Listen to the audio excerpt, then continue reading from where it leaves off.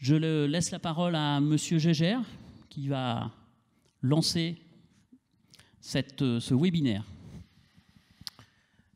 Merci bien. Je voulais d'abord souligner les particularités du titre de cet après-midi, Chez soi, mais jusqu'où. Le titre est inspiré déjà d'une disposition sur laquelle je reviendrai et qui s'est intitulée plus exactement Un chez soi d'abord. Et donc c'est pour cela qu'il y a une dimension politique et sociale, parce qu'on peut dire que c'est une orientation forte qui a été prise par les pouvoirs publics dans le cadre d'une évolution de notre société. En fait, aujourd'hui, la question du chez-soi tend à devenir, non pas, je dirais pas une question à la mode, mais en tout cas une question centrale. Et j'en veux pour preuve le titre de la une du journal Le Monde de cet après-midi, qui sera daté de demain.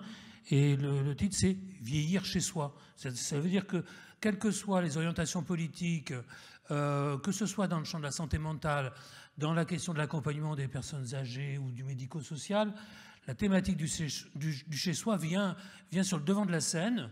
Et ça mérite quand même quelques commentaires. Ça veut dire que, et je pense que c'est le sens des 3 interventions de cet après-midi, c'est qu'on est sur une thématique qui est assez transversale. Elle est d'ailleurs transversale de 2 façons. D'abord parce que les personnes qui participent à ce webinaire sont de secteurs professionnels parfois un peu différents. Il y a des professionnels de la santé mentale et des professionnels du médico-social, mais on a aussi en tête, puisque la thématique du chez-soi d'abord vient de là, la thématique strictement sociale. Et je trouve que ça, c'est un sujet intéressant, parce que ça permet déjà, sur une question de ce type, de surmonter les clivages qu'on a pu connaître ou qu'on connaît toujours. Je suis particulièrement sensible, puisque j'ai démarré ma carrière professionnelle au Bon Sauveur de Caen comme élève infirmier, et par la suite j'étais directeur adjoint d'un foyer d'hébergement pour adultes handicapés. Donc, et j'ai pas toujours fait le lien d'ailleurs entre ces deux. On peut dire que ce sont 2 histoires un peu différentes, mais à la réflexion, et je crois que c'est un des points sur lesquels il faudra qu'on revienne dans nos discussions, à la réflexion, il y a des points quand même tout à fait proches. Et d'ailleurs, un des points qui est très proche et qui fait que c'est aussi l'aspect de cette thématique transversale, c'est que finalement, ça nous oblige à surmonter ou à dépasser des clivages auxquels on était habitué, en particulier dans nos cultures professionnelles. On est toujours plus ou moins d'ailleurs habitué à faire la distinction entre, on l'a fait pendant longtemps, hein, notamment dans le champ de l'enfance, aussi bien d'ailleurs relevant de la protection de l'enfance que de l'enfance handicapée, entre l'internat, l'externat, l'institution, le domicile. On disait milieu fermé, milieu ouvert. Donc une représentation finalement du paysage social et médico-social qui était fait de ces clivages. Or, la question du chez-soi, elle ne se résume évidemment pas à la question du domicile. Elle se pose aussi en institution. Elle est de ce fait assez difficile, de la même façon d'ailleurs que la crise sanitaire nous amène à réfléchir à cette question du chez-soi, puisque même les personnes qui ne sont pas en présentiel avec nous cet après-midi sont chez elles. On les entend faire différentes choses, sans doute, en tout cas, on les entend parfois tousser. Et en fait, on est à la fois chez soi et chez les autres. Et donc, du coup, ça interroge beaucoup l'espace dans lequel on peut se trouver. Et là, on a 2 difficultés d'emblée. La première, c'est qu'il s'agit de s'approprier un espace personnel en utilisant ses compétences. Et donc, ça veut dire d'emblée qu'on place les personnes accompagnées dans la perspective de rôle actif. C'est quand même un changement très, très important au moment où on parle de plus en plus de développement du pouvoir d'agir, par exemple. Mais il s'agit aussi d'éviter le repli sur soi. Et je donne un exemple, puisqu'on en a souvent discuté, puis les praticiens le savent à propos, par exemple, des questions de propreté dans la vie quotidienne. Eh ben, c'est que finalement, on est obligé d'arriver à combiner à la fois les soucis d'hygiène, mais aussi de se dire que dans certains cas, les excès de propreté renvoient au fait qu'on est supposé être propriétaire d'un lieu qu'on va laisser dans le même état que celui qu'on l'a trouvé au démarrage. Et je pensais, parce qu'à l'occasion d'une étude à laquelle j'avais participé sur la consommation des médicaments psychotropes en prison, notamment dans les centres de détention de longue durée, j'avais vu des détenus qui mettaient des patins dans leurs cellules. C'est-à-dire qu'il fallait non seulement que la cellule elle soit propre, mais il fallait que, y compris le sociologue ou le surveillant qui rentrait dans la cellule, ils mettent les patins.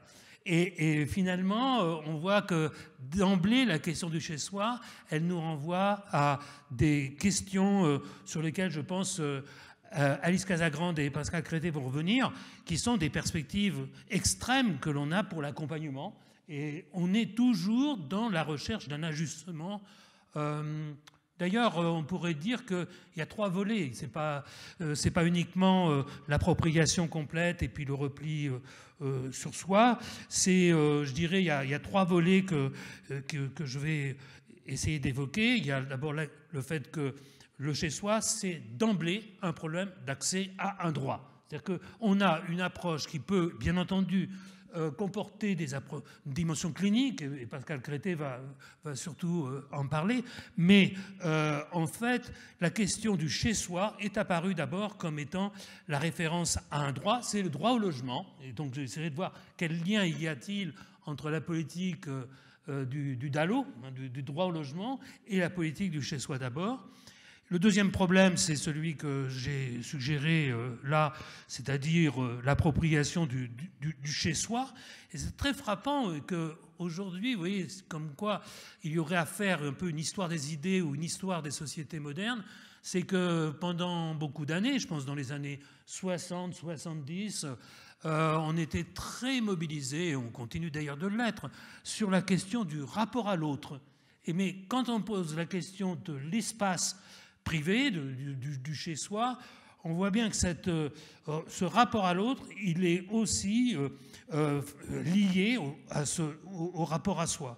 Et puis d'ailleurs, ça m'amène à un troisième volet qui est, je dirais, le chez-soi contre les autres. C'est-à-dire qu'au-delà de la question du repli, c'est les problèmes de cohabitation, c'est les problèmes de voisinage, c'est le fait que l'espace, parfois, il se structure justement par opposition, au nom d'une recherche de protection d'ailleurs, par opposition avec l'espace social ordinaire. Donc, vous voyez comment aujourd'hui, à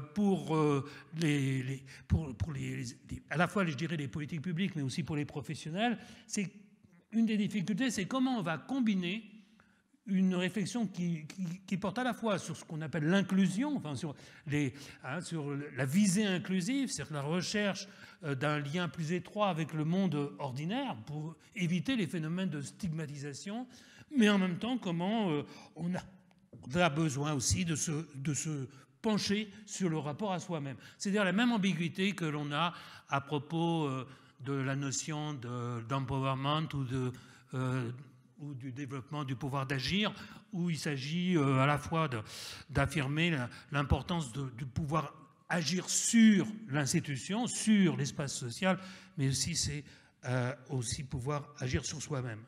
Alors, un premier point que je voulais évoquer, j'ai intitulé ça un passé et un passif.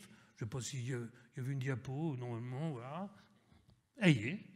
Je ne vais pas m'étendre beaucoup là-dessus, sur ce passé, sur ce passif.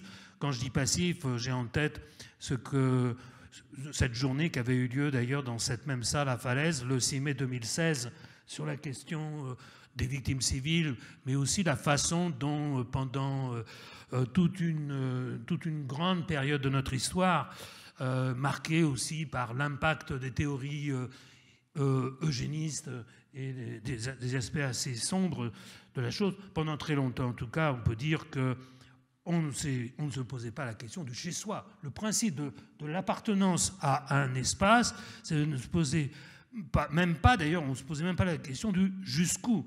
La question ne se posait pas puisque, d'ailleurs, une des figures très significatives d'une période qu'on ne peut pas dire qu'on a connue, mais enfin, ceci dit, moi je l'ai connue juste en arrivant au Bon-Sauveur dans les années 70, c'était une logique de prise en charge, vous voyez comme le mot était fort à l'époque, mais collective. C'est la logique du dortoir. Des dortoirs de 25, j'en ai connu au Mont-Sauveur, c'était 25, c'est des petits dortoirs hein, par rapport à des dortoirs comme à Villévrard, ils étaient de 50. Et cette logique du dortoir, elle procédait d'une logique de non-appartenance à soi, et d'ailleurs qui était d'ailleurs cohérente avec l'idée même que ces personnes hospitalisés ou les aliénés, comme on a dit, n'appartenaient même pas à l'humanité. Ça me faisait penser aussi à une expression de la fin du XIXe siècle, qui n'était pas directement liée à l'histoire de la psychiatrie, mais qui est liée à l'histoire du social et du médico-social. C'était la notion de dépôt de mendicité. Vous voyez, les mots sont quand même très, très forts.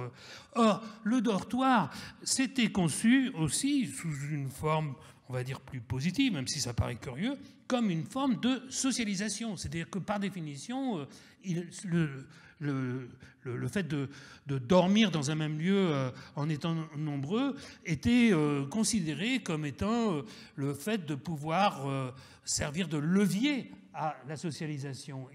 Et d'ailleurs, pendant longtemps, dans le secteur social et médico-social, c'est vrai aujourd'hui, on a un certain nombre de métaphores qui sont très présentes. C'est la métaphore du nid, la métaphore de la maison, celle du foyer, et qui ont accompagné la priorité donnée à la protection par l'hébergement collectif, priorité à la vie de groupe. On disait éducateur de groupe, hein, on opposait l'éducateur de rue, l'éducateur de groupe, hein, alors même qu'était née déjà l'éducation spécialisée. Et en fait, ces institutions étaient conçues comme des espèces de machines à socialiser. Et c'est vrai qu'il y a eu là-dessus des écrits très importants. Je pense au livre de Erving Goffman, Asile, parce que moi-même, quand j'étais à la direction de ce foyer d'hébergement pour adultes handicapés, je m'interrogeais sur le fait que on continuait à fonctionner, non pas sur des formes aussi dures que par le passé, mais on est resté pendant longtemps sur ce qu'on pourrait appeler une logique de stock. Et quand on gérait un foyer, j'espère que Isabelle nous apportera sa contribution pour montrer que tout ça, c'est vraiment un passé complètement révolu. Mais ça m'avait frappé, si vous voulez, parce que les deux lieux vivants du foyer d'hébergement, c'était l'entrée et la sortie. L'entrée, pourquoi? Parce que c'était le lieu de la commission d'admission avec des bagarres homériques entre les éducateurs, le psychiatre et puis d'autres professionnels pour savoir si les personnes étaient conformes finalement à l'entité dans laquelle elles allaient vivre un certain nombre d'années. Et puis l'autre bout de la chaîne, c'était la sortie avec des tentatives de réinsertion sociale. Mais à l'intérieur, finalement, il n'y avait pas de place tellement pour la part donnée à l'individu. D'ailleurs, quand on fait l'histoire, puis je n'irai pas plus loin là-dessus, mais quand on fait un peu l'histoire de la psychiatrie, on sait que la question de l'hébergement, elle va apparaître à partir du moment où naît la politique de secteur. Et là, il y a quelque chose qu'il faut avoir en tête, c'est qu'on a tous plus ou moins en tête la circulaire du 15 mars 1960 sur la sectorisation, mais il faut se rappeler que à la même date du 15 mars 1960, il y a une deuxième circulaire. Et la deuxième circulaire, la numéro 340B, elle portait, elle, sur l'humanisation des hôpitaux. Et elle incitait à des choses qui peuvent nous paraître aujourd'hui surprenantes, mais elle incitait à la suppression des sauts de loup. Alors, quand on parle des fois avec des jeunes professionnels, ils ne savent même pas ce que c'est. Ils ne sont pas à la culture de Vauban en tête, hein, mais le saut de loup, d'ailleurs, on le voit encore dans certaines structures anciennes. Suppression des grilles aux fenêtres. L'aération de l'accès de l'hôpital psychiatrique pour, je cite la circulaire, réduire dans toute la mesure du possible l'effet de claustration. Donc en fait, on a deux mouvements dans les années 60. C'est à la fois un mouvement d'ouverture avec l'incitation au développement de l'extra-hospitalier, et derrière ça se pose la question du domicile, hein, notamment ce qu'on va faire, les HAD, les VAD, enfin ça va être un des objectifs forts. Et puis, en même temps, je pense que simultanément, du moins, la nécessité de repenser l'intérieur même de l'hôpital sous une forme qui intègre déjà, on peut dire, la question de l'appartenance à l'espace dans lequel on vit. Donc la thématique du chez-soi, elle nous renvoie à des thématiques sur lesquelles d'ailleurs un certain nombre d'auteurs aujourd'hui insistent beaucoup, thématiques du rétablissement, de la réhabilitation. Donc on est là-dedans. Il se trouve que dans les années 2000, on peut dire que c'est devenu un problème politique sous deux angles, sur lesquels on aura l'occasion de revenir. C'est qu'en fait, il faut attendre pratiquement d'abord la loi de lutte contre les exclusions en 1998 qui introduit dans les textes, et on espère qu'elle a contribué à l'introduire dans la réalité, la notion de citoyenneté, qui pose aussi la question déjà à l'époque de est-ce qu'une personne qui fait l'objet de mesures de protection peut quand même conserver son droit de vote. Vous voyez, des questions, ça c'est 1998, mais pour les professionnels du secteur social et médico-social, on a en tête la loi du 2 janvier 2002 avec l'affirmation des droits. Et c'est simultanément que, en raisonnant par l'accès aux droits, qu'on a à la fois, avec 2002, la naissance des droits des usagers, et qu'on va avoir le DALO, le droit opposable, le droit au logement opposable. Et donc, c'est cela qui caractérise, je dirais, la mise en débat politique de cela. Et juste un mot pour terminer cette évocation du passé, c'est qu'il reste évidemment des traces du passé. Et vous savez que, par exemple, l'image, c'est assez frappant de voir comment l'image des EHPAD pèse encore, elle pèse sur l'ensemble du secteur, pas que pour les personnes âgées. Et c'est pour ça que j'évoquais le titre du Monde sur le vieillir chez soi et les projets qu'il y a, d'ailleurs depuis 2016, on voit que ça avance quand même très lentement, de faire disparaître le sigle EHPAD qui est trop marqué par cette dimension de prise en charge collective.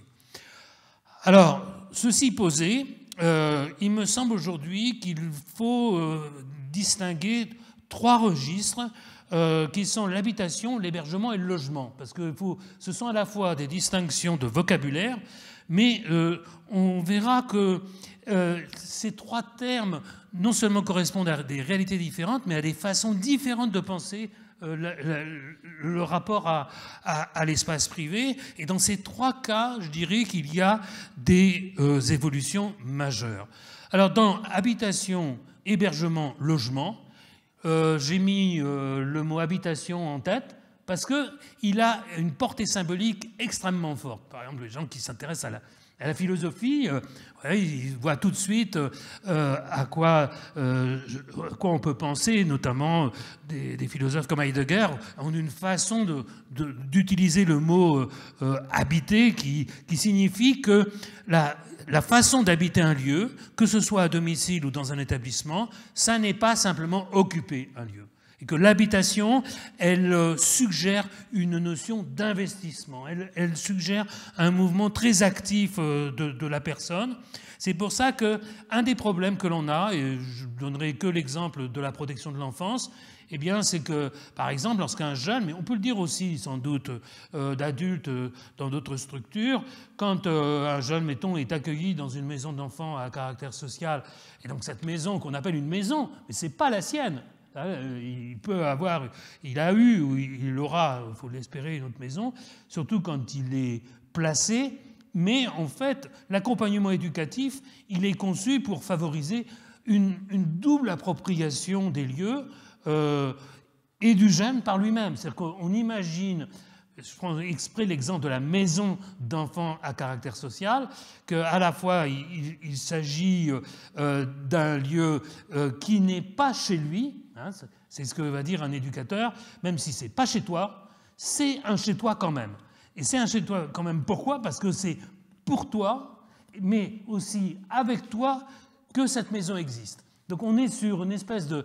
Alors, on va dire vulgairement, ça c'est quand la mayonnaise prend, hein, elle ne prend pas toujours, mais on voit tout de suite les problèmes concrets que ça peut poser, notamment pour les éducateurs, de savoir qu'est-ce qu'un jeune peut mettre sur les murs de sa chambre et qu'est-ce qu'on va tolérer, accepter ou ce qu'on ne va pas accepter. Quand est-ce qu'on va être amené à lui dire c'est pas chez toi et ici non, tu ne peux pas mettre des images de certains personnages ou de... Voilà, je ne fais pas un dessin, vous avez des images en tête, j'imagine. Et en même temps, on va dire, il faut qu'il personnalise, c'est sa chambre. Donc là, tout de suite, on est sur des questions de frontières, sur ce qui est possible, ce qui n'est pas possible. Et là, c'est sûr qu'Alice Casagrande va nous reparler de ça. Donc, s'agissant d'habitation, ce n'est pas simplement de logement dont il est question, mais toujours en même temps de la possibilité qui est donnée, ou non, je reprends l'expression d'un philosophe, Jacques Riffaut, qui dit la possibilité ou non de nous habiter nous-mêmes. C'est que l'habitat prend une signification tout à fait particulière. D'ailleurs, il disait avec beaucoup de justesse, c'est parce qu'il existe un chez-soi qu'il peut y avoir un ailleurs. C'est d'ailleurs cela qui fait d'une maison une maison, qu'elle soit un lieu qui à la fois nous sépare du monde et nous ouvre sur celui-ci. Donc, on comprend bien que pour les professionnels, ça soit très difficile. Et que c'est d'ailleurs pour ça que le législateur, en 2002, quand il a vu perdurer des formes de maltraitance, a insisté beaucoup sur l'importance du projet d'établissement. Parce qu'au bout du compte, si moi je débarque, surtout si je suis un jeune professionnel, ce qui n'est pas mon cas actuellement, ou bien au contraire, mais en disant qu'on peut imaginer un jeune qui débarque dans le métier, si on ne lui explique pas comment il faut penser les choses, eh bien, il le découvrira peut-être par lui-même, et ça risque de prendre pas mal de temps. Donc l'habitation, c'est vraiment le terme certainement symboliquement le plus fort. Le deuxième, j'y passerai plus rapidement, mais il a aussi une particularité, c'est le mot hébergement. Parce qu'en fait, l'hébergement, il introduit la notion d'une temporalité. Il introduit le temps. Parce que d'emblée, quand je pense hébergement, je pense à hébergement d'urgence, l'hébergement temporaire, un hébergement qui est limité dans le temps, pour les centres d'hébergement et de réinsertion sociale aussi, mais évidemment, il pose des problèmes pour le coup qui sont beaucoup plus pratiques, mais qui ont à voir avec une temporalité plus longue, parce qu'en même temps que je trouve qu'il me faut absolument un hébergement, on va d'ailleurs à ce stade-là arriver pas très loin à la notion de logement, ben finalement c'est une situation de transition, parce que si je suis hébergé, en fait ce qui est en jeu pour moi c'est mon projet de vie, mais cet hébergement il est plutôt considéré comme étant une étape, un palier, etc. Et puis le troisième terme, la notion de logement, je vais dire logement social, alors c'est un terme qui a aussi un intérêt parce que finalement ce qui le caractérise, c'est la banalisation. C'est-à-dire que je me pose la question du logement pour une personne en situation de handicap ou pour une personne relevant d'un accompagnement thérapeutique ou d'une personne âgée, mais ça peut être aussi mon problème à moi, mon problème de logement. Et mon problème de logement en tant que professionnel qui est, de ce point de vue-là, dans la même situation que la personne que j'accompagne. Autrement dit, le mot logement, il nous renvoie à un lien avec la société civile. C'est un terme qui est très fort, et c'est pour ça d'ailleurs que quand la loi du 5 mars 2007, elle institue un droit au logement opposable, eh bien, le titre exact de la loi Dallot, du droit au logement opposable, c'est qu'il institue un droit au logement opposable et portant diverses mesures en faveur de la cohésion sociale. Donc on voit qu'on sort d'une certaine façon, avec la question du logement, on sort de l'idée de difficultés spécifiques à un type de population. Et l'idée aussi très importante pour nous, parce qu'elle a des conséquences aujourd'hui encore, malheureusement d'ailleurs, c'est que cette loi, déjà en 2007, elle précisait que nul ne doit être remis à la rue et que les personnes doivent pouvoir rester dans la même chambre, dans le même lit, jusqu'à ce qu'une proposition d'hébergement adaptée à leur situation leur soit proposée. Et alors là, il y a beaucoup d'ambiguïté, parce que vous voyez tout de suite, d'ailleurs c'est ce qui a fait l'échec de la loi Dallot, il y a deux échecs à la loi Dallot, c'est que si c'est un droit au logement opposable, il est opposable, ça veut dire qu'il est opposable en justice. C'est comment je peux faire valoir mon droit et comment je peux aller en justice, en contentieux. C'est pour ça que pendant longtemps, dans la législation sociale, il n'y a eu que le logement qui était opposable. Par exemple, l'inclusion scolaire n'était pas opposable. On pouvait pas. Ça a un peu changé ces derniers temps parce que les familles maintenant elles montent carrément au créneau.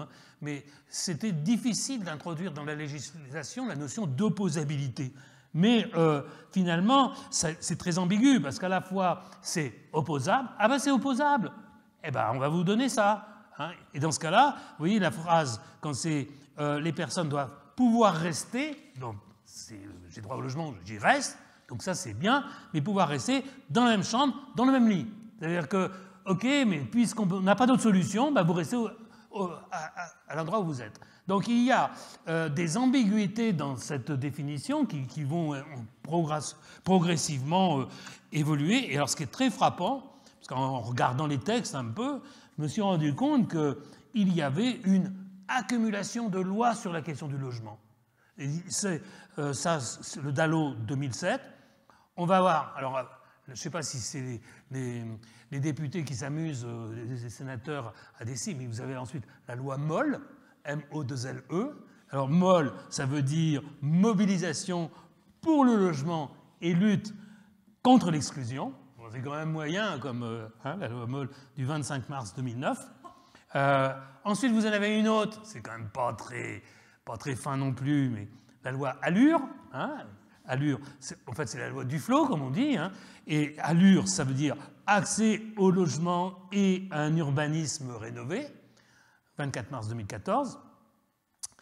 Vous avez ensuite, on aura, alors plus, là on sent que vraiment il y a un élan, la loi élan, portant évolution du logement, de l'aménagement et du numérique, la loi du 23 novembre 2018, et on a entre-temps, mais ça c'était avec la loi ALUR, quelque chose qui va être très important. C'est l'idée, vous savez, on tourne beaucoup autour de la question du guichet unique, etc. Mais il y a l'idée qu'on pourrait avoir une espèce de plateforme ou un service qui oriente et qui ne tienne pas compte du fait que les personnes relèvent de la santé mentale, du social, du médico-social, etc.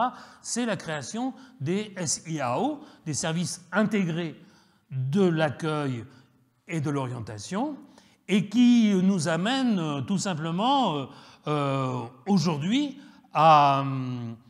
ce qui nous amène à la thématique actuelle, qui est celle de la mise en œuvre d'un service public de la rue au logement.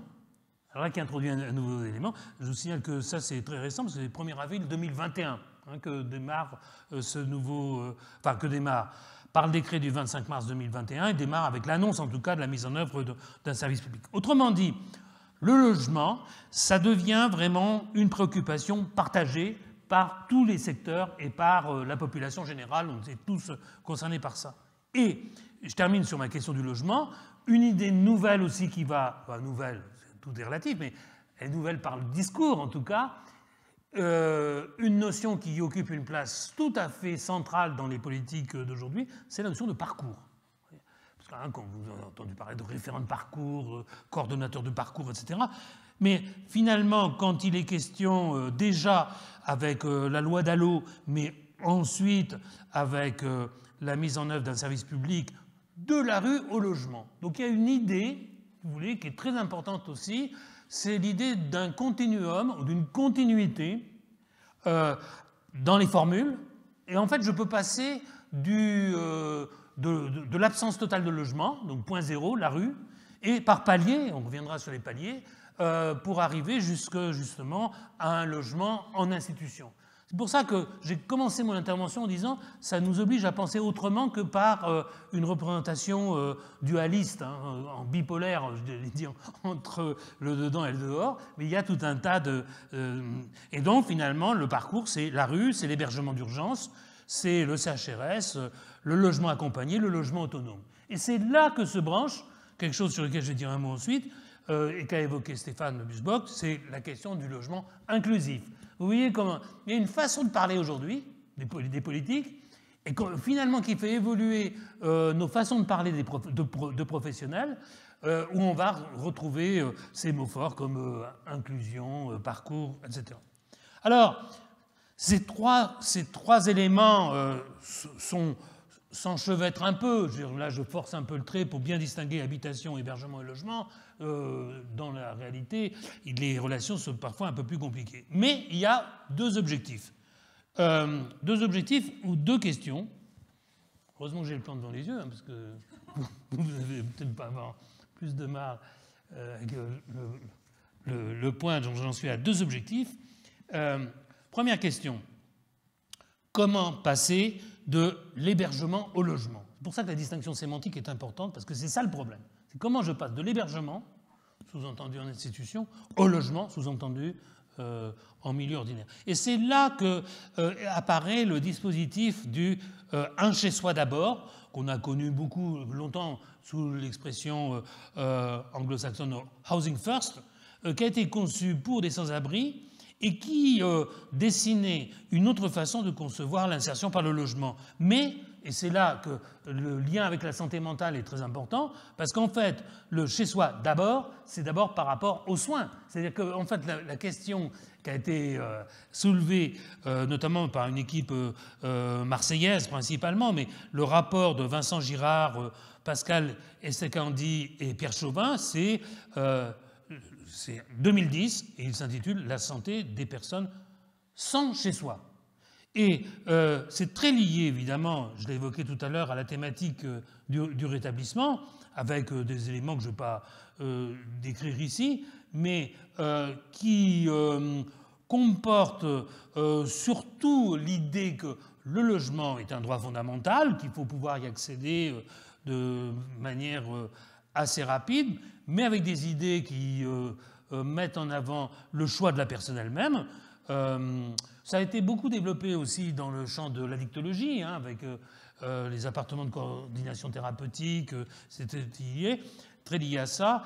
Et puis, une idée forte qui modifie quand même beaucoup les choses, c'est la séparation des services de gestion locative et de l'accompagnement. Donc il y a tout un dispositif qui est tout à fait novateur, mais encore une fois, mais je pense que ça reviendra dans la discussion, c'est de savoir qu'est-ce qui importe. Quand j'étais élève infirmier, j'avais assisté à une vidéo.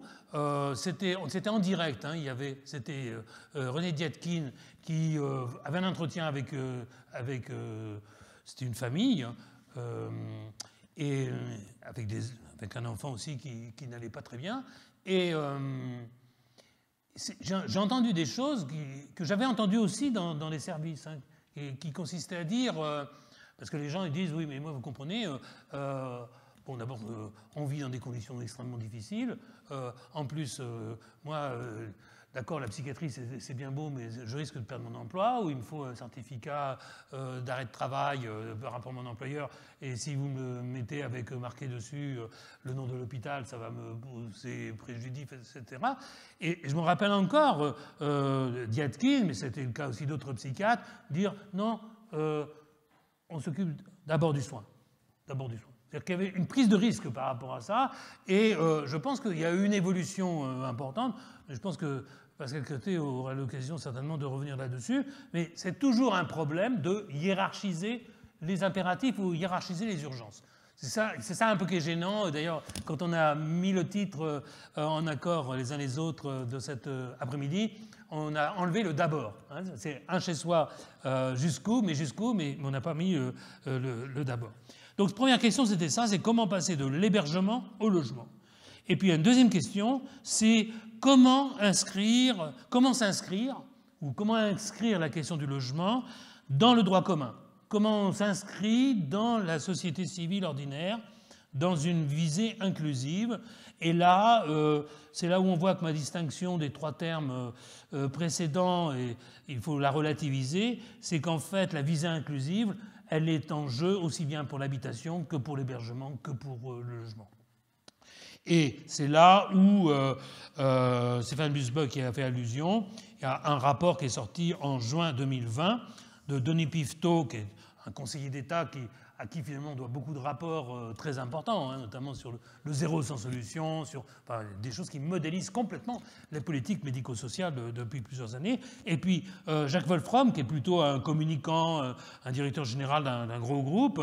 Et c'est un rapport qui avait été demandé à l'époque par Édouard Philippe. Et le titre, c'est... Alors, le rapport concerne l'habitat inclusif. Déjà, il faut s'entendre sur ce que c'est.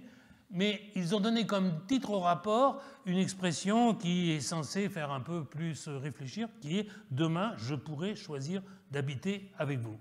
Et le fait de commencer d'ailleurs le titre par « Demain », me place tout de suite les questions dans une approche un peu prospective, et je pourrais choisir, donc la question du choix est tout à fait importante, et d'habiter avec vous. Alors là, évidemment, c'est fait pour aussi donner à réfléchir. Ça ne veut pas dire dans votre lit ou dans votre appart, parce qu'il y a bien qu'il y ait de l'accueil familial, mais enfin, ce n'est pas le cas pour tout le monde.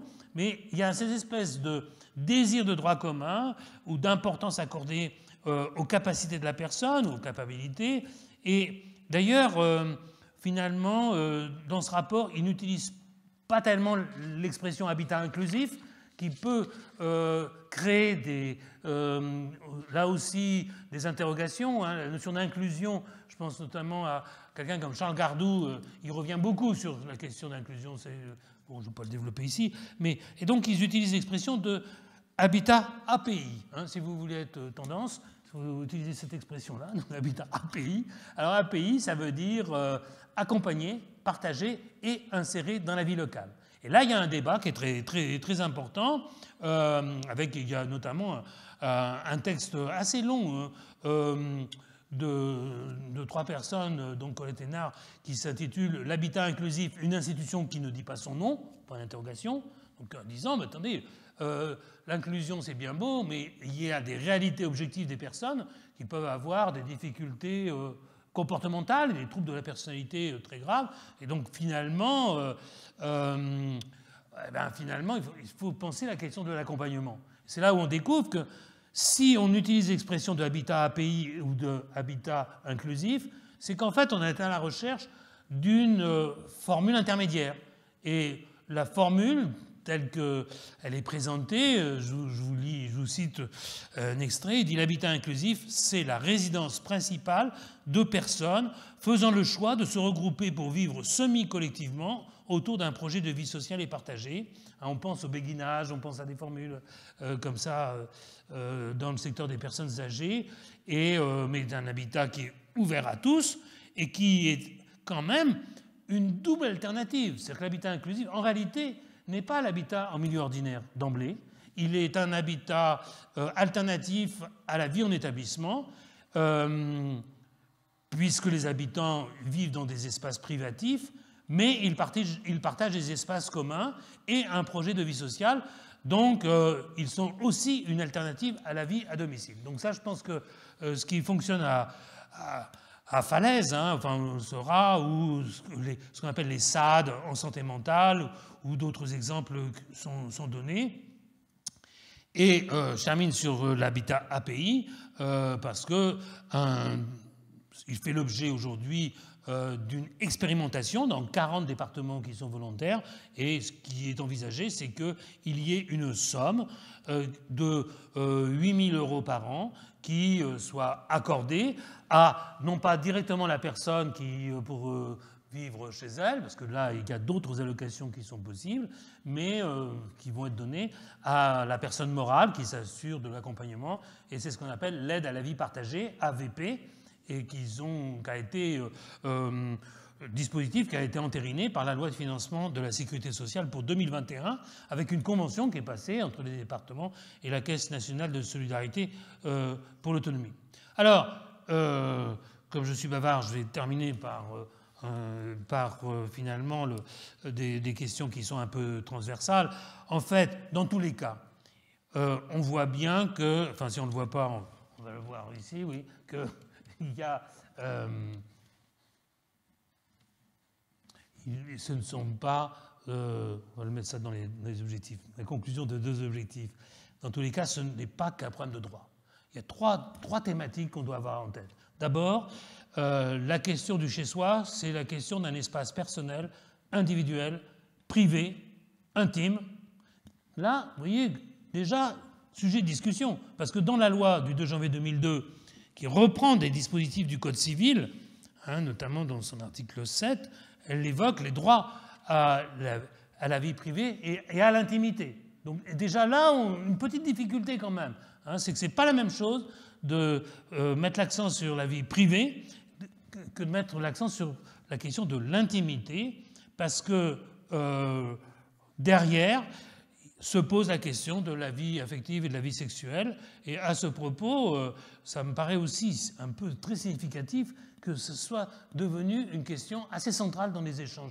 La Haute Autorité de Santé, d'ailleurs, fait un webinaire dans pas longtemps sur cette question-là, et il va y avoir une recommandation de bonnes pratiques professionnelles qui a commencé à être élaborée par la Commission sociale et médico-sociale de la Haute Autorité de Santé sur la question de la vie affective et sexuelle. Et là, il y a vraiment des questions de vocabulaire, des questions qui sont tout à fait importantes, parce que ces questions, là aussi Stéphane Busbecq qui a fait référence, il y a fait allusion, c'est la question de la façon dont dans un projet d'établissement ou de service et dans un règlement de fonctionnement, comment on règle cette question, si tant est qu'on puisse la régler, et sachant que cela met en jeu des confrontations entre des cultures et des normes sociales qui sont assez différentes. Donc la question de l'espace privé et de l'espace intime et du lien entre les deux thématiques est une question très sensible. Deuxième question, c'est celle,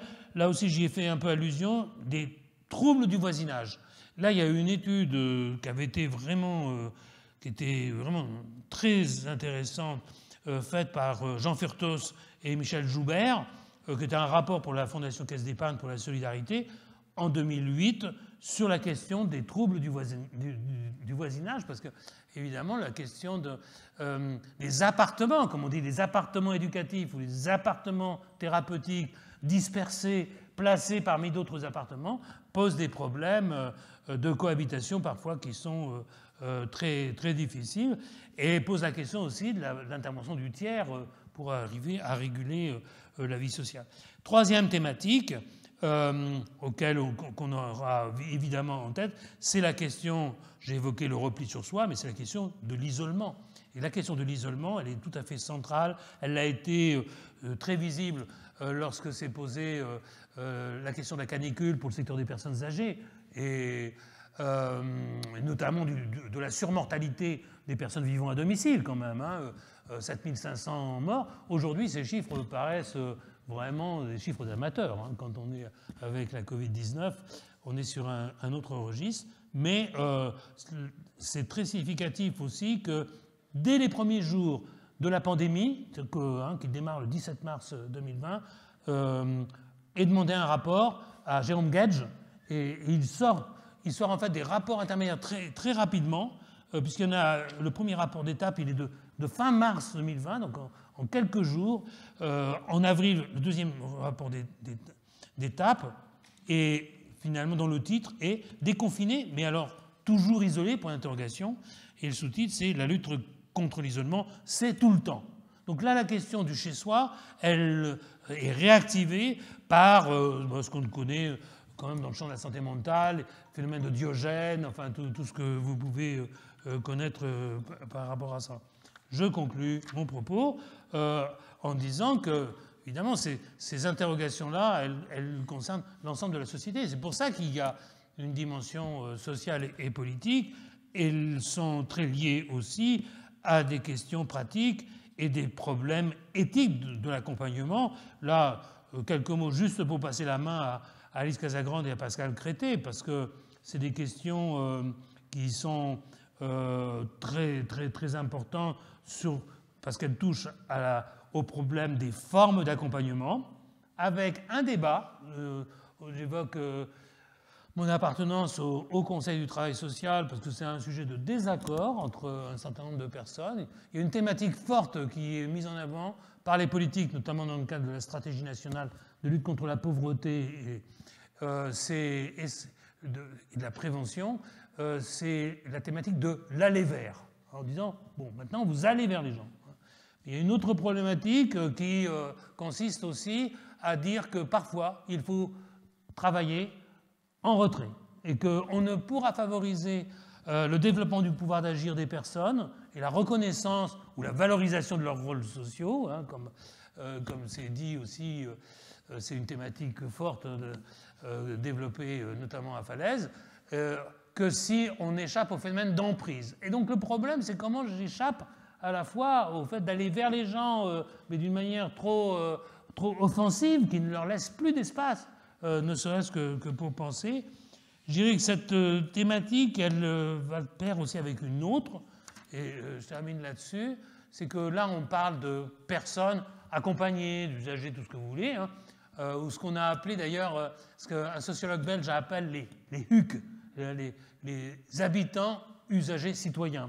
C'est une façon de créer un sigle qui désigne une approche qui concerne aussi la politique de la ville, parce que c'est également ça très important. Mais il y a un acteur nouveau, il y a des acteurs nouveaux qui sont tout à fait concernés par le chez-soi, et jusqu'où c'est les aidants. C'est-à-dire, on aime bien utiliser, au-delà des aidants familiaux, c'est les proches, c'est ce qu'on appelle les aidants informels. C'est les gens qui sont aussi là, et qui sont aussi au domicile.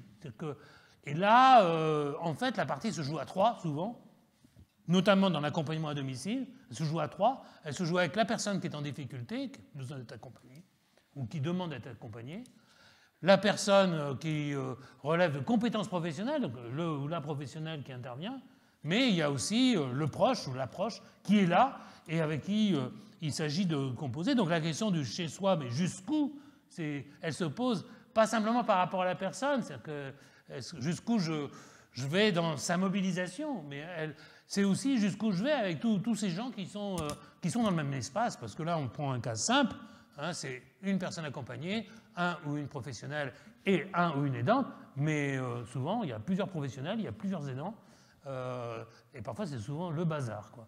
Donc c'est là où on a besoin d'éclairage supplémentaire.